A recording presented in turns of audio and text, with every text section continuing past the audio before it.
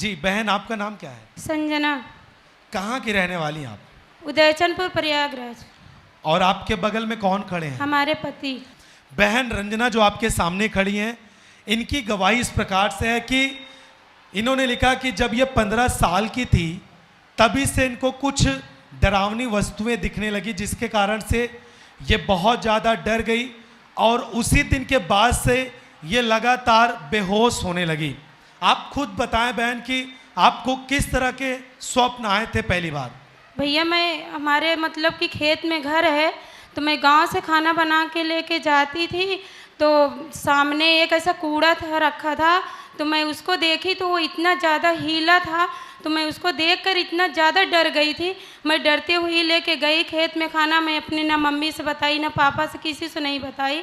फिर उसके बाद खाना लेके गई, फिर शाम हो गया, फिर उसके बाद सारी रात बीती, कुछ नहीं हुआ। जब सुबह मैं उठी तो 9 बजे से मैं खाना ना बना के स्कूल के जैसे तैयार हुई, वैसे मुझे चक्कर से आया, मुझे खूब तेज हंसी आई और हंसने लगी और तुरंत गिरी, मैं बेहोश हो गई।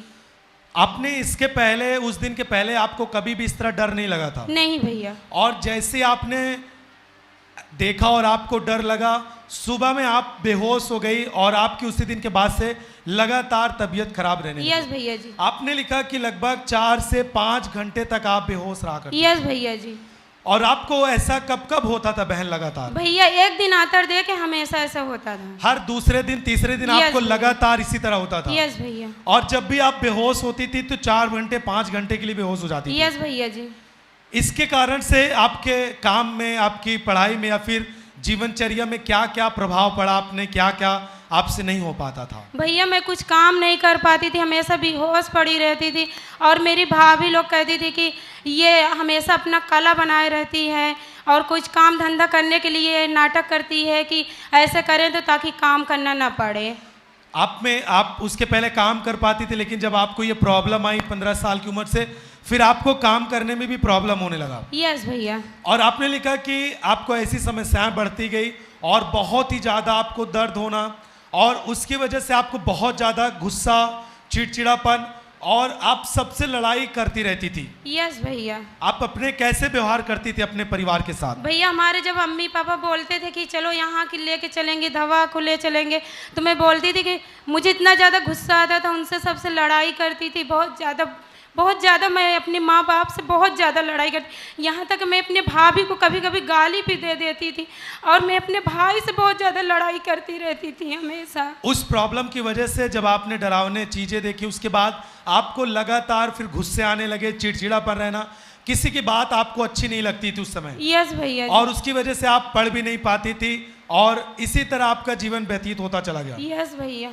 और आपने लिखा कि जब भी आप पढ़ने के लिए बैठती थी तब भी आप बेहोश हो जाती थी? यस भैया, जब मैं पढ़ने बैठी थी तो इतना ज़्यादा सर में दर्द होता था कि मैं पढ़ नहीं पाती थी, मेरा पेपर नज़दीक था, मैं पढ़ नहीं पाती थी, हमेशा बस तुरंत गिरती थी, बेहोश हो जाती थी, 2-2 3-3 घंटा मैं होश नहीं रहती थी। हमें इसके लिए आपके माँ बाप ने, आपके फैमिली ने आपको डॉक्टर के पास ले गए इलाज के लिए? यस भैया, इलाज के लिए भी ले गए, बहुत ज़्यादा तंत्र वाले के पास ले गए। आपने लगभग लिखा है कि 15 डॉक्टर आपने दिखाए, अलग अलग डॉक्टरों को दिखाए, लेकिन आपको कोई भी रिलीफ नहीं हुआ? यस भैया। आप बेहोश होती ही थी लगातार? यस भैया। और आपको गुस्से होना, चिड़चिड़ापन होना, हमेशा इसी तरह आपकी आदत बनी रहती थी? यस भैया जी। जब आपको डॉक्टर के पास से रिलीफ नहीं हुआ, फिर आपको तांत्रिकों के पास ले जाया गया? यस भैया। कितने तांत्रिकों के पास जा चुकी हैं आप? 20-25 फीट तांत्रिकों के पास ले गए थे भैया जी, लेकिन कहीं से कुछ नहीं, इतना ज़्यादा पैसा हमारे खाते खर्च हो गया था कि मेरे माँ बाप खाने के लिए हम लोग एकदम तरस गए थे। और आपने लिखा कि उसके बाद आपकी प्रॉब्लम इसी तरह लगातार बनी रही, और उसके बाद फिर जब आपकी शादी हुई तो शादी के बाद भी आपको प्रॉब्लम बना था और ऐसा लगता था कि घर से कहीं भाग जाएं। आप खुद बताएं, शादी के बाद आपको किस तरह के विचार आते थे और किस तरह आप जीवन व्यतीत करती थी? भैया जी इतना ज़्यादा हमें बहुत अपने पति को देखती तो ऐसा लगता था कि इनका गला दाब के मार डालूं, मैं इनको अपने चेहरे के सामने न देखूं और मैं इनसे दूर चली जाऊं, अकेले रहना चाहती थी हमेशा। और मेरी अगर सिस्टर लोग फ़ोन करके कुछ भी बताती थी, उनको लोग को गाली देने को मन कहता था, ऐसा लगता था कि मैं उन लोग को मार डालूं और कुछ न करूं। आप बताएं भाई, जब आपकी शादी हुई तो आपने किस तरह के व्यवहार अपनी पत्नी के जीवन से देखा, अपने लिए आपने? हम भैया यही चाहते थे इनसे कि ये कैसे भी ठीक हो जाएं। नहीं, आपने क्या देखा था इनके व्यवहार, ये कैसे आपसे बात करती थी जब आपकी शादी हुई तब? ये हमेशा क्रोध में रहती थी, हमेशा गुस्से में रहती थी। और जब आप सुन पा रहे कलीसिया, इस बहन का कहना है कि इनकी जब शादी हुई उसके बाद ये जब अपने ससुराल आई तो कुछ दिन बाद इनको इस तरह प्रॉब्लम होने लगा कि ये अपने पति को भी देखकर हमेशा गुस्सा करती थी और इनको लगता था कि पति का भी गला दबा दें या फिर कहीं घर से भाग जाएं, और हमेशा गुस्से में ये बहन बनी रहती थी। यस भैया जी। और आपको ये जो प्रॉब्लम था बहन, आपको आप बेहोश हो जाती थी, शादी के बाद भी आपको इसी तरह होता था? यस भैया। और आपके घर वाले क्या बोलते थे, आपके पति क्या बोलते थे आपके व्यवहार से, आपके काम से? पहले हम यहाँ नहीं आते थे तो हमारे पति यही बोलते थे कि चलो ठीक हो जाओगी, दवा लाते थे। और कभी कभी मेरा सर इतना ज़्यादा दर्द होता था कि मेरे पति मुझे कहते थे कि तुम्हारे जैसे दवा पूरे गांव की औरत नहीं खाती है जितनी दवा तुम खा जाती हो। तो कभी कभी मैं सोचती कि मैं अपने आप को ख़त्म कर दूं। मेरे पति भी मुझसे ऐसे बोलते हैं जैसे मेरे माँ बाप कहते थे वैसे ही ये भी बोलते थे। इतना ज़्यादा मेरे मन में गलत गलत भावना आती थी। और आप एक बात बताएं कि आपकी शादी कितने साल तक आपने, जब तक आपने प्रभु को नहीं जाना, उसके बीच में आपने कितने साल इसी तरह गुस्से में व्यतीत किया शादी का? भैया 3 साल तक का। 3 साल तक लगातार आप में कोई प्रेम नहीं था उस तरह, और हमेशा आप अपने पति को देखकर गुस्से में आती थी आप? यस भैया जी। और सुन पा रहे कलीसिया, लगातार इसी तरह प्रॉब्लम था इनको, और डॉक्टर के पास से दवा लेने के बाद भी रिलीफ नहीं हुआ, तंत्र मंत्र वालों के पास से भी रिलीफ नहीं हुआ। फिर इन्होंने लिखा कि इनको किसी ने सुसमाचार दिया। उन्होंने क्या बताया आपको यीशु मसीह के बारे में? भैया मेरी सिस्टर यहाँ आती हैं और हमसे बोले फ़ोन करके कि यहाँ आओ दीदी, वहाँ से तुम ठीक हो जाओगी। जब यीशु प्रभु का नाम लेती थी तो मुझे इतना ज़्यादा गुस्सा आता था, इतना ज़्यादा क्रोध आता था कि उनका क्यों नाम लेती है मेरे सामने। कभी कभी तो मैं फ़ोन काट देती थी, फिर बोलती थी कि चलो ठीक है आएंगे।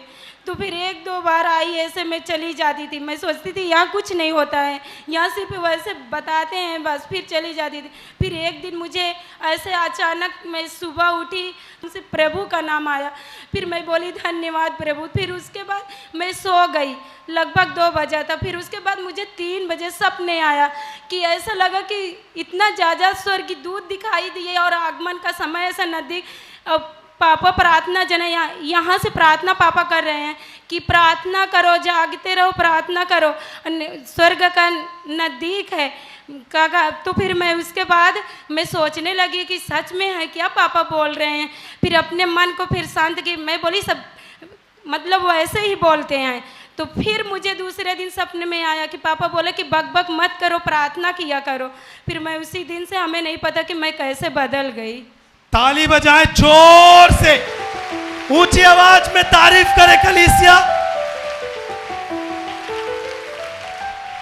और आप जब पहली बार आई थी तो मार्च 2021 में आप पहली बार आई थी? यस भैया जी। और उसके बाद से फिर आप चर्च आना शुरू की और आपको ऐसे स्वप्न आना शुरू हुए, और आपने लिखा कि उसके बाद से आपकी जो प्रॉब्लम कितने सालों से लगातार बनी थी, हर एक प्रॉब्लम से, बीमारियों से, आप क्रोध से बिल्कुल आजाद हो चुकी हैं। भैया 8 महीना हो चुका है, मुझे एकदम से आजाद हो गई हूँ। आप क्रोध से भी, बीमारी से भी बिल्कुल आजाद हो चुकी हैं। भैया। ताली बजाएं जोर से कलीसिया।